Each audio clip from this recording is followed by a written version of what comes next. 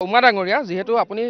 আগৰে পৰা গম পায় এনবি নিউজে পৰিয়ালটোৰ কাষত আছে এনবি নিউজৰ অসম বিভূষণ সন্মানো ইতিমধ্যে আগবঢ়োৱা হৈছে তাতো 1 লাখ টকা আছে আমি প্ৰথম দিনাখনেই পৰিয়ালটোৰ বাবে 1 লাখ টকাৰ এককালীন সাহায্য আগবঢ়াইছিলোঁ আৰু আপোনাক জনাই সুখী হৈছোঁ যে আমি এনবি বিভূষণ সন্মান প্ৰদান কৰা মুস্তাক আনফৰ ডাঙৰীয়াই তেওঁক দিয়া 1 লাখ টকাটো পৰিয়ালটোৰ আগত আজি আচলতে দিব বিচাৰিছে আৰু খুব কম সময়ৰ ভিতৰতে পত্নী উপাসনা বকলিয়াল গগৈৰ হাতত এনবি নিউজৰ চিএমডি নিপেন দাস ডাঙৰীয়াই সেই আৰ্থিক সাহায্যটো আগবঢ়াই দিব সেই ক্ষেত্ৰত আপুনি কি ক'ব আপোনালোকৰ এনবি নিউজ বিশেষভাৱে নিপেন দাস ডাঙৰীয়াক আমি ধন্যবাদ জ্ঞাপন কৰিছোঁ নিপেন দাস ডাঙৰীয়াই প্ৰথমতে চাগে এই ঘটনাটো শুনিয়েই লগে লগে প্ৰথম ঘোষণা কৰা মানুহজন যিকেইটা ঘোষণা আহিছিলে তাৰ ভিতৰতে 1 নম্বৰ ঘোষণাটোৱে তেখেত আপোনালোকৰ পিনৰ পৰা 1 লাখ টকা এটা সাহায্য কৰিছিলে আৰু 2 নম্বৰ কথাটো হৈছিলে যে অসম বিভূষণৰ দৰে মৰণোত্তৰভাৱে হ'লেও কৰিছিলে আৰু তাতোতকৈ ডাঙৰ কথা মুস্তাক আলী ডাঙৰীয়াই তেওঁক দিয়া 1 লাখ টকাটো ইয়াতে যে দিবলৈ আহিছে এই গোটেই কথা বতৰাবিলাক এনবি নিউজে খুব পজিটিভলি এটা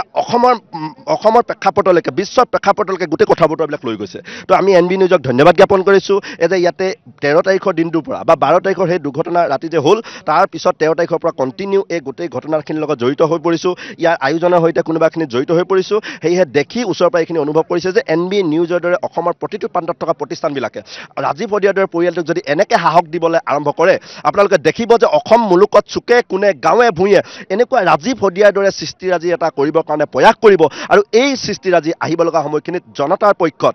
ৰজাঘৰৰ বিপৰীতে কোনোবাখিনি যে ৰজাঘৰে ভুল কৰে এই কথা বতৰাবিলাক গানৰ মাধ্যমেৰে দেখুৱাই দিবৰ কাৰণে প্ৰচেষ্টা ল'ব আৰু জাতীয় জীৱনৰ যিকোনো সংকটৰ মুহূৰ্তত ৰাজীৱ হদিয়াৰ দৰে লোকৰ সৃষ্টি হৈ কথাৰে এই গানেৰে এই কথা বতৰাবিলাক ক'বৰ কাৰণে চেষ্টা কৰিব সেইকাৰণে নিপেন দাস ডাঙৰীয়া আপোনালোকৰ এনবি নিউজ আৰু বন্ধু সুমন্ত তোমালৈও আমি ধন্যবাদ জ্ঞাপন কৰিছোঁ আৰু তিনিচুকীয়াৰ প্ৰতাপ আছে তেওঁ কণ্টিনিউ ইয়াতে আহি তিনিচুকীয়াৰ পৰা ইয়ালৈকে বহু দূৰ আমি জানো ইয়াৰ পৰা বহুত দূৰ একদম ইয়াৰ পৰা কণ্টিনিউ তেওঁলোকে নিউজবিলাক কৰি আছে আমাৰ উপাসনা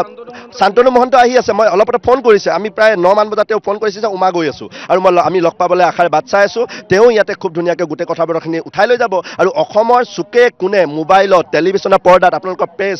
ইউটিউব প্ৰত্যেকতে এই কথা বতৰা বিয়পাই দিয়ক যে অসমৰ ভিন্ন প্ৰান্তলৈকে কেনেকৈ ৰাজীৱ হদিয়াৰ আজিৰ এই আদ্যশ্ৰাদ্ধৰ দিনটোত হাজাৰ হাজাৰ লাখৰো অধিক 1.5 লাখ পৰ্যন্ত হ'বলৈকে যে গৈ আছে এই কথা বতৰাবিলাক আপোনালোকৰ টেলিভিশ্যনে ধৰি ৰাখিব লাগে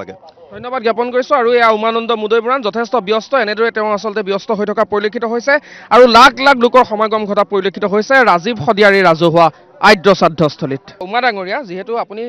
আগৰে পৰা গম পায় এনবি নিউজে পৰিয়ালটোৰ কাষত আছে এনবি নিউজৰ অসম বিভূষণ সন্মানো ইতিমধ্যে আগবঢ়োৱা হৈছে তাতো 1 লাখ টকা আছে আমি প্ৰথম দিনাখনেই পৰিয়ালটোৰ বাবে 1 লাখ টকাৰ এককালীন সাহায্য আগবঢ়াইছিলোঁ আৰু আপোনাক জনাই সুখী হৈছোঁ যে আমি এনবি বিভূষণ সন্মান প্ৰদান কৰা মুস্তাক আনফৰ ডাঙৰীয়াই তেওঁক দিয়া 1 লাখ টকাটো পৰিয়ালটোৰ আগত আজি আচলতে দিব বিচাৰিছে আৰু খুব কম সময়ৰ ভিতৰতে পত্নী উপাসনা বকলিয়াল গগৈৰ হাতত এনবি নিউজৰ চিএমডি নিপেন দাস ডাঙৰীয়াই সেই আৰ্থিক সাহায্যটো আগবঢ়াই দিব সেই ক্ষেত্ৰত আপুনি কি ক'ব আপোনালোকৰ এনবি নিউজ বিশেষভাৱে নিপেন দাস ডাঙৰীয়াক আমি ধন্যবাদ জ্ঞাপন কৰিছোঁ নিপেন দাস ডাঙৰীয়াই প্ৰথমতে চাগে এই ঘটনাটো শুনিয়েই লগে লগে প্ৰথম ঘোষণা কৰা মানুহজন যিকেইটা ঘোষণা আহিছিলে তাৰ ভিতৰতে 1 নম্বৰ ঘোষণাটোৱে তেখেত আপোনালোকৰ পিনৰ পৰা 1 লাখ টকা এটা সাহায্য কৰিছিলে আৰু 2 নম্বৰ কথাটো হৈছিলে যে অসম বিভূষণৰ দৰে মৰণোত্তৰভাৱে হ'লেও কৰিছিলে আৰু তাতোতকৈ ডাঙৰ কথা মুস্তাক আলী ডাঙৰীয়াই তেওঁক দিয়া 1 লাখ টকাটো ইয়াতে যে দিবলৈ আহিছে এই গোটেই কথা বতৰাবিলাক এনবি নিউজে খুব পজিটিভলি এটা